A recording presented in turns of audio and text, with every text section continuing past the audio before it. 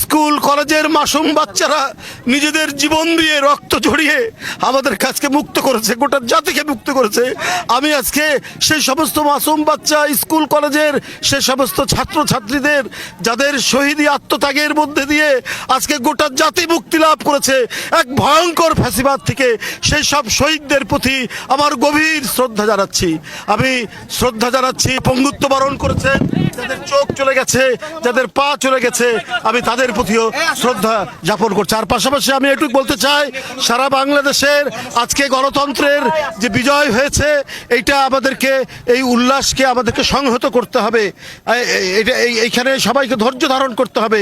কোনো ধরনের নৈরাজ্য করা চলবে না, কারণ বিভিন্ন ধরনের ষড়যন্ত্রকারীরা তারা বিভিন্নভাবে তৎপর রয়েছে। সুতরাং আইন শৃঙ্খলার পরিস্থিতি আমাদেরকে প্রতিষ্ঠিত করতে হবে এবং এখানে যাতে আমরা আইনের শাসন এবং প্রকৃত গণতন্ত্র ফিরিয়ে নিয়ে আসার অঙ্গীকার নিয়ে যে গণতন্ত্রের বিজয় হয়েছে সেটাকে আমাদেরকে বাস্তবায়ন করতে হবে। তাই আমি সবাইকে বলবো, তারা শান্তিপূর্ণভাবে তাদের যে আনন্দ উল্লাস সেইটা তারা মনের মধ্যে ধারণ করবে, কিন্তু কোনো জায়গায় যেন বিশৃঙ্খলা না হয়, কোনো জায়গায় যেন কোনো ধরনের সাধারণ মানুষ কষ্ট না পায়, সেইটা সবাইকে আজকে দেখতে হবে।